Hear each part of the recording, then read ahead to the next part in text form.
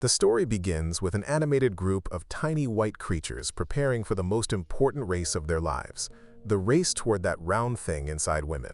Only one can be crowned champion. Only one will be remembered as a true warrior. The whistle blows, and our tiny hopefuls shoot forward, focused on reaching the goal. But obstacles appear fast. Some get lost across various parts of the female body, anywhere but the right place. Others are wiped away with a tissue and tossed in the trash. Some end up in socks, which go straight into the washing machine. Others get stuck in little plastic things used during grown-up fun and end up in the bin. Some are placed on glass slides for scientific study. Those that make it to the mouth get destroyed by stomach acid.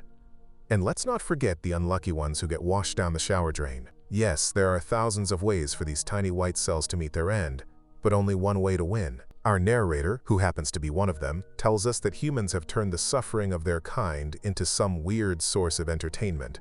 But originally, they were made for a glorious mission, creating life. Finally, the narrator reveals himself as Professor Salmak, a veteran white cell who has spent decades teaching the next generation inside the eggs of some dude. His students hang on his every word, except for one, a young rebel named Semen. Unlike his classmates, Semen isn't interested in racing toward that mysterious place where women keep the future.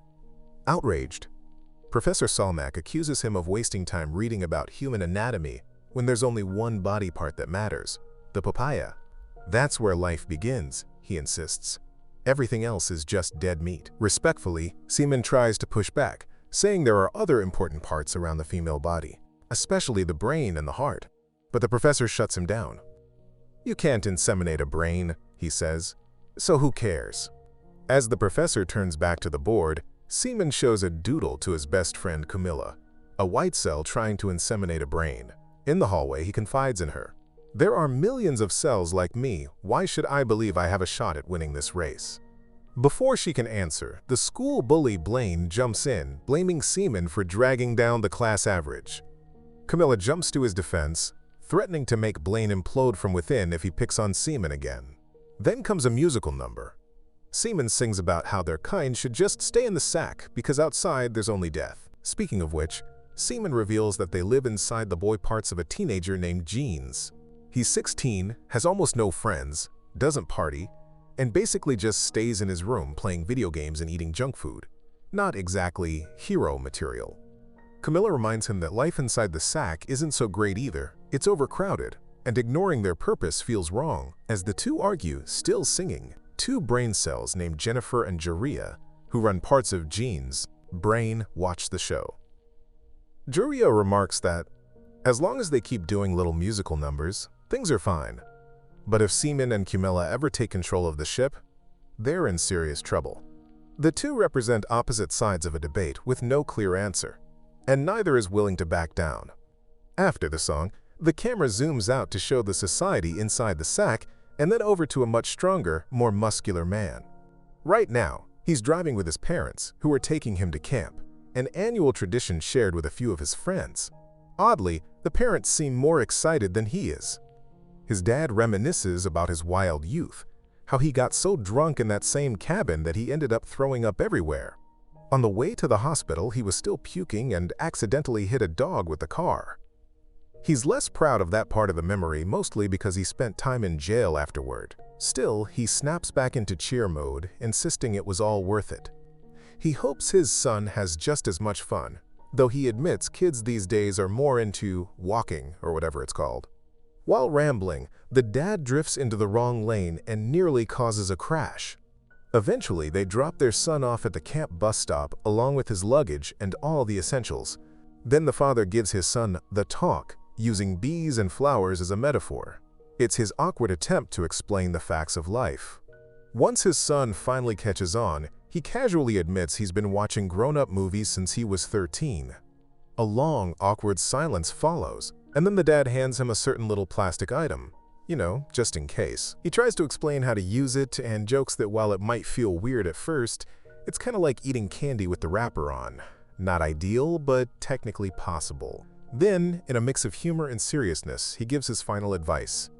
Don't do anything I would have done. Meanwhile, back at camp, Camilla invites Semen to join a workout routine inspired by Gizmo, a white supplement mascot known for his massive biceps and popularity in the race for the round prize, a cheeky nickname for attention from girls. The main character politely declines, saying he'd rather stay home and try out a new video game called Battle Royale, or as he jokingly puts it, Butt Royale or something like that. When Camilla keeps pushing, he shrugs it off with a laugh, saying, "Neither of us really stands a chance at winning the round prize anyway, so why stress about it?" Far above the others, at the headquarters of Jeans Corp, we meet the legendary Gizmo, a cocky figure decked out in a high-tech suit, training his whole life to win this race. His secret weapon? The Launcher 9000, a totally not Iron Man-inspired suit loaded with rockets and chainsaws. When a board member nervously asks if that's cheating, Gizmo smirks and replies, "Only if they catch me." Then, in full Iron Man parody mode, he tests the suit by blasting the poor guy. That's what he meant by not getting caught. Elsewhere, a shady character named Mrs. Spunston gathers her crew to announce a rare opportunity. Jeans might finally have his first time. Her plan is ambitious, though confusing to the others. After all, they're just 3 cells. Spunston calmly explains, "Triplets." Everyone's mind is blown. Back at camp, Jeans and his buddies arrive to meet the girls. Among them is Lisa, Jeans' longtime crush. When he sees her, time stands still. She's absolutely stunning. Inside his mind, much like Inside Out, the emotion center's Jennifer has a full-blown meltdown. Y tries to calm her, saying, "It's just a fuse that blew. Reboot the system, and they'll be fine." Back in reality, Lisa sweetly offers to help with his bags. Jeans awkwardly replies, "It's okay, I've got 2 hands." That silly joke gets a laugh from Lisa, and from the female voice in his head, who's clearly smitten with this skinny Star Wars and Lord of the Rings fan. Looks like the feeling might be mutual. Later, the guys realize they accidentally packed liquor instead of soda. Embarrassed, Jeans explains his dad was in charge of that part. That explains a lot. Thinking the girls might be upset, the guys are surprised when the girls hand them drinks and invite them to play Truth or Dare. When the bottle lands on Jeans, one of the girls dares him to kiss Lisa. Before he can even move, Lisa leans in and kisses him. Suddenly, all the blood rushes out of his brain. And we all know where it goes. Inside his head, Jennifer screams, and another emotion, Naya, simply says, "There's nothing we can do, just go with it." And so Jeans does. He and Lisa sneak off to get some fresh air. He confesses he didn't think he'd see her again after last summer since she lived far away. Lisa smiles and says he should thank his dad. His new job brought them to Oslo. Jeans chuckles and drops another one of his goofy little jokes, even though Lisa is laughing harder than ever. Thanks to the overly enthusiastic female voice in her brain that won't stop pressing the excitement button, Jeans finally gathers the courage to tell her something big. While sitting together at the MMO, he confesses he's been madly in love with her since last year. Lisa casually replies that she hasn't thought about him at all. A long, awkward silence follows, something we should probably start getting used to, but then she smirks and says she's kidding. Of course, she's thought about him, especially about him in her bed. Jeans can hardly believe what he's hearing as things start to escalate. Inside his mind, all systems go into panic mode, sounding the alarm that this is really happening. Spunston, his mental announcer, dramatically waves a sign declaring that Judgment Day has arrived. Outside, Jeans struggles with Lisa's bra and accidentally flicks himself in the eye with it. But judging by what comes next, he decides it was worth the temporary blindness. For the first time, he's seeing and feeling something truly amazing.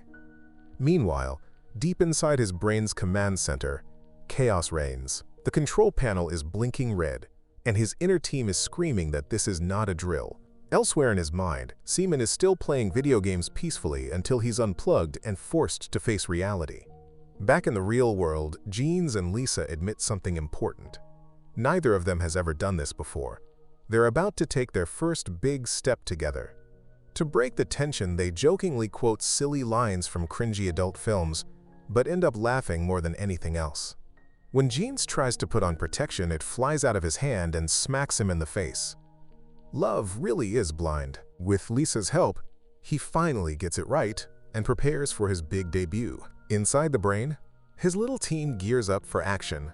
except for Semen, who weirdly invites someone for coffee instead. They decline. Elsewhere, the mental command crew has lost all control. The brain is no longer calling the shots, it's now a humble servant of instinct. Then Yisman, the brain's armored defender, emerges wearing the legendary 9000 suit, living up to its epic name. Under the same mental sky, his internal crew cheers. The long-awaited day has arrived, Spermageddon.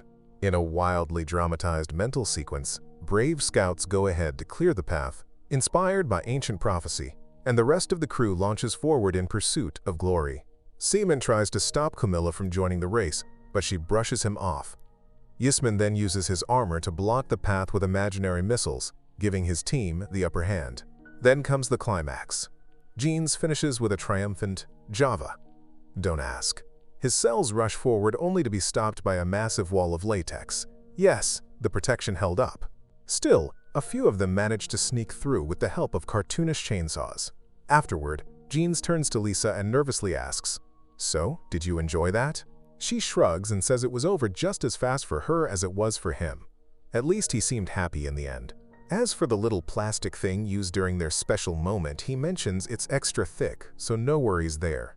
Lisa also brought along some gel that's supposed to stop the tiny white things, portrayed as little monster hunters, from reaching their target. Meanwhile, Yisman continues to fight them off using his ultimate technique. Elsewhere, Mrs. Spunston and her team stay hidden, reminding themselves that this isn't a sprint, it's a marathon. She's still bitter about missing her chance to reach the round thing, blaming Yismo for slowing her down. In response, Semen warns her that Yismo was only trying to protect his team. He insists Yismo did what was necessary to complete the mission. Semen tries to cheer her up, saying there will be another event like this in the future. But soon, he realizes he's talking to himself. Before falling asleep, Jeans thanks the universe, and maybe fate, for letting him experience all of this. But just as he closes his eyes, he feels Lisa touching him in a certain way. He quickly tells her he's too tired for another round, but she has another idea. Suddenly, the gates to the carrot zone reopen, and those little white creatures resume the race. It seems Semen didn't waste his chance to join in again. Lisa gets excited and prepares to go for it, this time from a different angle. She rips open a fresh packet with her teeth, not noticing a bit of latex tearing off. While trying to reach Camilla, Semen is dragged along by her and Professor Salmak into the mysterious part of the carrot. As the next round begins, the main character has no choice but to keep up with his teammates. But he senses something's not right. The round place he imagined, where the girls are supposed to be, doesn't look bright or magical. It's the opposite. Dark and creepy. His fears come true when he sees one of the white guys choking in what he thought was the target, but turns out to be a piece of corn. They're not in the papaya. They're in the back entrance of Lisa. He quickly apologizes to Camilla for ever doubting her knowledge. Even so, she still believes they have a shot at reaching the real destination. Along the way, they encounter a troll named Alan Collin, who proudly declares his victory. Sure, he's ugly, but there are thousands like him lurking in every backside on the planet. Semen, Camilla, and Salmak cringe as they hear him break into a disturbing song. Meanwhile, Eder, another student, starts dancing like it's a party. Their musical moment is interrupted by a sudden quake. With evacuation approaching, Semen suggests they might be able to reach the girl's round spot through the well, through the urine exit. Weird, but it's a plan. So he asks the troll to eat through the mess blocking their way. Alan and Colin agree, but only if someone gives them a kiss. The professor immediately volunteers Camilla, but she refuses to go near that nastiness. Turns out she doesn't have to. Eder is already making out with the troll just to see if he tastes like Nutella. Disgusting, but hey, it works. Motivated, the troll clears a path through the upcoming chocolate chunk. Meanwhile, Gizmo keeps fighting the deadly gel while Mr. Sponston tries to sneak ahead, but his teammates would rather sit down, eat, and rest, driving him into a rage. Out of ammo, Gizmo activates his last boosters to eliminate the remaining monster hunters once and for all. Mr. Sponston keeps insulting his henchmen, not realizing that his biggest rival has them in his sights, and even starts shooting at them. Sponston is pushed aside by a colleague who takes the hit for him. In his final moments, the gangster asks his friend to tell his wife his last wish, to stop baking because she's terrible at it. Sponston then covers the fallen soldier's eyes, and tells his crew they'll be twins now, not triplets.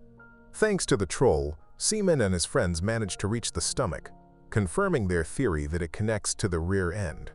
After saying goodbye to Alan and Colin, the little white creatures enter the stomach, mostly filled with acid. Then the main character spots a portal, part of the carrot, that might lead them to their goal. Using an old piece of gum as a raft, the group jumps into the portal, riding down a waterfall of urine. One of them tries to back out, saying they're leaving the body, but Semen reassures everyone it's all part of the plan. Lisa stays calm and focused. The little white creatures cling to each other to avoid falling into the toilet. They manage to swing onto Lisa's hair and reach the right hole. Unfortunately, Eder can't make the jump and is pushed back by a stream of liquid. Before dying, he tells his friends it was a pleasure traveling with them. On their path, the round thing belonging to the girl and Semen's friends gets knocked down by a sperm hunter chasing them. Later, they find Mr. Sponston and other mobsters trying to catch Gizmo, whose armor gives him incredible speed. When his friend warns him about the mobsters, Gizmo quickly fires a missile at them. Sponston's friend dodges easily, or so he thinks, because the missile comes back and explodes right in his face. Thinking he's taken out his pursuers, Gizmo gets back on track toward his glorious goal. With the sperm hunters close behind, Professor Selmack stays behind to fight them off and buy time for Semen and Camilla. At the same time, the fallen gangster asks Mr. Sponston to finish his mission. They won't be triplets anymore, just one. After seeing Selmack get swallowed up, Semen and Camilla have no choice but to keep going, determined to honor his noble sacrifice. Finally, Gizmo reaches the uterus, where he patiently waits for the arrival of the round thing from the girls. Just then, Lisa takes a pill, just in case, causing the round thing to suddenly stop. While waiting, an impatient Gizmo watches as the other little white creatures also enter the uterus. When he learns Lisa took a pill to avoid having babies, Gizmo explodes in frustration and admits he wants to die. The computer in his suit starts the self-destruct sequence, but he quickly reverses it. Mr. Sponston, who's been watching everything, smiles wickedly while planning his next move. Still being chased by the hunters, Semen and Camilla speed up to reach their goal. Back with Gizmo, he discovers the pill takes 43 hours to dissolve, while the little white creatures inside the uterus only have about 30 minutes to live. Furious, the villain takes it out on the others of his kind, yelling that they must have done something to scare Lisa.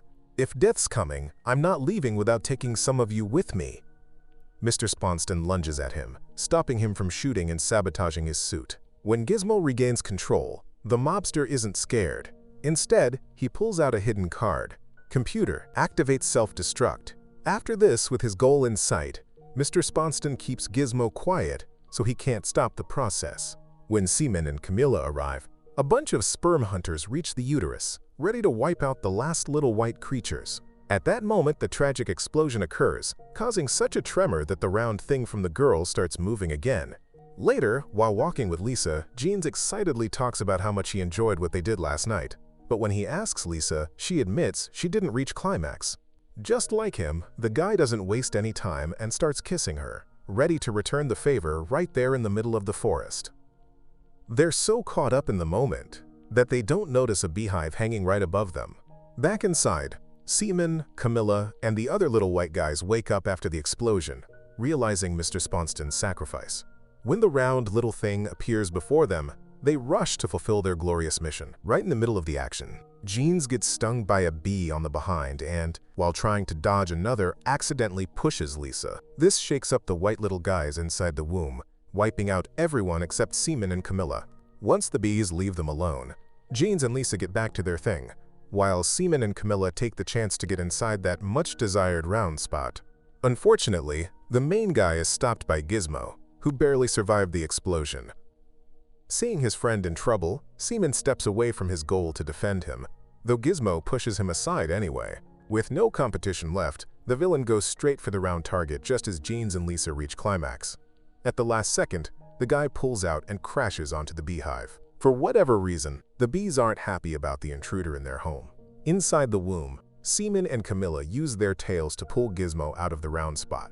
Chased by the bees, Jeans remembers his father's advice about pollination, so he grabs a flower and hits the hive. During the chase, Jeans and Lisa end up at the edge of a cliff, while Semen and Camilla manage to separate Gizmo from the round spot. After Jeans falls into a lake, the round spot repeatedly crushes Gizmo. As the battle winds down, Semen and his friend finally get close to that round spot. Jeans asks Lisa how his little friends are doing, and she just covers him with a leaf. Better off not seeing that. After their run-in with the bees, the girl thanks him for the climax she wanted so badly. Semen and Camilla thank each other for what they accomplished. They've reached the end of their journey, and it was definitely worth it. Finally, they get inside that round spot of the woman, fulfilling their glorious mission. 6 weeks later, we see Jeans and Lisa, now a couple, at a clinic. A gynecologist gives them a pill to prevent pregnancy, a pill that actually works. Since they're still young, the doctor explains that having a child is a big responsibility. They should only have one when they're ready. At the end, the doctor reassures them there's nothing wrong with not being ready. The real problem is thinking you're ready when you're not. With this choice made, Jeans and Lisa head home, planning a Star Wars marathon, maybe even Lord of the Rings, all while waiting for the right moment to use that pill. Looks like there won't be many pregnancies or movie summaries anytime soon. If you like this video and want more, don't forget to like and subscribe. Thank you for watching. See you in more videos to come.